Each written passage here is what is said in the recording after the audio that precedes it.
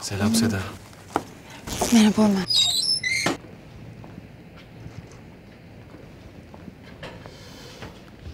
Evet arkadaşlar, bunları aynen notlarınıza geçirmenizi istiyorum.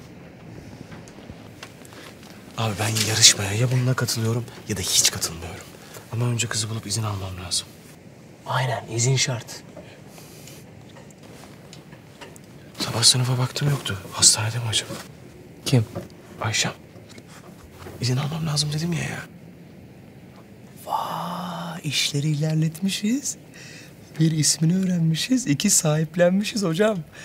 Ne öyle hemen böyle senin Ayşen oldu bu kız? Yok o benim Ayşem değil. Herkesin Ayşe'si. He? Ya adı Ayşem. Sonunda M var. Orijinali öyle. Yıkılıyormuş be Ayşem ha. Hop hop sen Ayşem deme. Yok artık. Beyler! Burası sohbet yeri değil.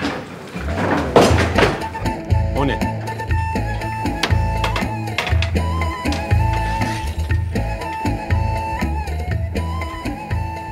Ayşem. Aynen.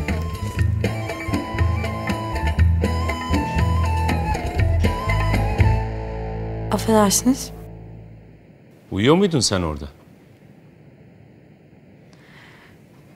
Boştu sınıf ben geldiğimde dolmuş.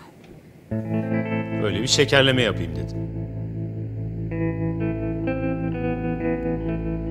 Kitap okuyordum. O arada gitmişim. Ne desem boş. Rezil oldum bir kere.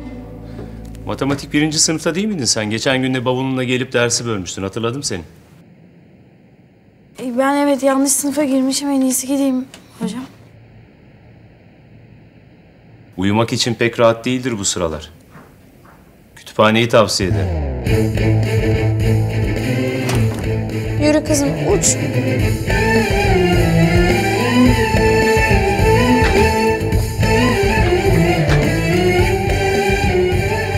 Ayşem.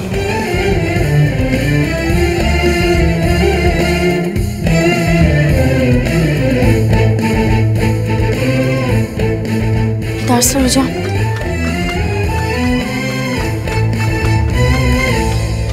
Allah Allah. Rahatlığa bak. Bavuluyla falan uyumaya gelmiş. Otel sanki burası. Evet.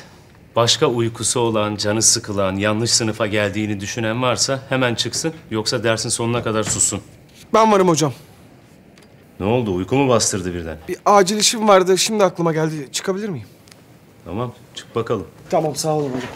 Görüşürüz.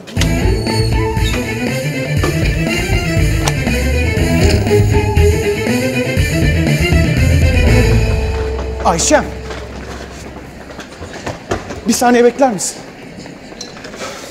Sen sınıftan mı çıktın? Neden çıktın ki sınıftan? Acil konuşmam gerek seninle. Sebep? Fotoğraf yarışması. Ya sen vazgeçmedin mi hala? Ayılıyorsun, bayılıyorsun. Hala fotoğraf diyorsun ya. Bir saniye. Hemen parlama. Bak şuna. Uy çıktı mı aldın bir de? Çıktı değil. Negatiften baskı yaptım. Kendim yaptım. Sana ne kadar güzel olduğunu göstermek istedim. Ne kadar güzel olduğumu mu? Fotoğrafın yani, fotoğraftan bahsediyorum.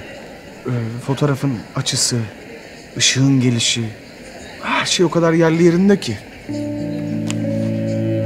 Sen de güzelsin tabii. Ne? Yani fotoğrafta güzel çıkmışsın. Bak, çok uzun zamandır fotoğraf çekiyorum. Tam vazgeçmişken sen çıktın karşıma. Bak, gözlerindeki o mağrur öfke, hüzün. Sonra bavul metaforu, eşyaların dağılması, senin onları bırakıp gidemeyişin, onların senden vazgeçemeyişi, eşyaya olan bağımlılık. Şiir mi okudu şimdi? Ben anlamadım ki. Yani izin ver yarışmaya bu fotoğrafla katılayım. Bak, fotoğrafın ilanı orada. Okul yarışması. Kabul mü? Anlaştık mı? Yok. Kabul etmiyorum Çimengöz. Daha önce de söyledim. Ne olacak? O fotoğrafı yarışmaya katacaksın. Ondan sonra internette çıkacak. Babam görürse ne olacak? Beni bozar. İstemiyorum. Çok güzel anlattın ama Yok edeceksin o fotoğrafı. İstemiyorum. Yok olacak o. Bu bavul niye hala yanımda?